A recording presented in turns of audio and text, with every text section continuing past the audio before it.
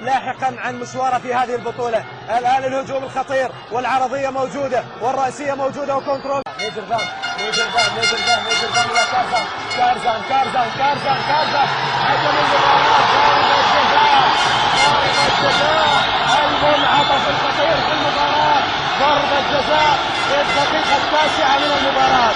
بلغة الأرقام الرقم 12 هيلجورد مولا محمد لاعب نادي أربيل بمواجهة بيرو حسان لاعب رقم 1 الذي يرتدي اللون الأسود بلغة الأقاليم كردستان بمواجهة قبرص. إذا هيلجورد قبرص، هيلجورد جول.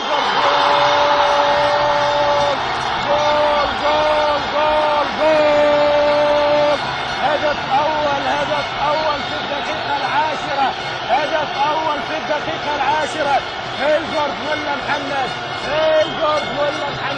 يسعد الأنصار، يسعد المحبين، يسعد الجماهير، يفرح المدرب السيد عبد الله.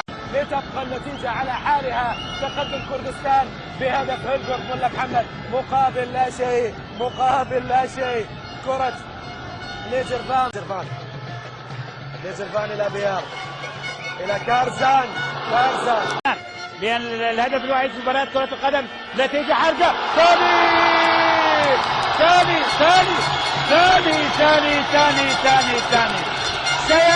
سيمن هردي ثاني لكردستان العراق.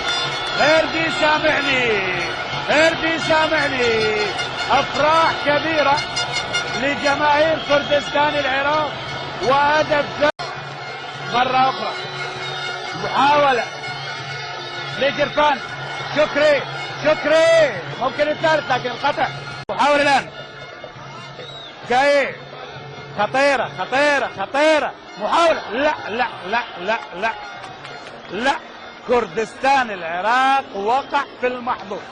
هذا اللي يتكلمنا عليه. نيجر فان على التنفيذ، يلعب الكرة في العمق. نيجر فان لعب الكرة على المستوى القائم الثاني. كرة هدف ثالث مرة. هجوم، فرصة الهدف الثالث.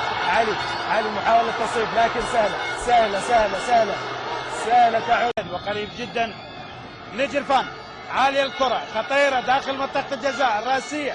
الإبعاد هنا راجع الكرة إلى علي عزيز اللاعب اللي اشترك في المباراة الثانية. قطع للكرة من عون السرحان، تسديدة الله. العراق شوف بالصورة بيرو حسان، لاحظ كرة جميلة للاعب مع مبروك بطلا لكأس العالم للأقاليم للمرة الأولى بتاريخ إقليم كردستان. مبروك للاتحاد الكردستاني لكرة القدم، مبروك لجماهير كردستان العراق، مبروك للعراق، مبروك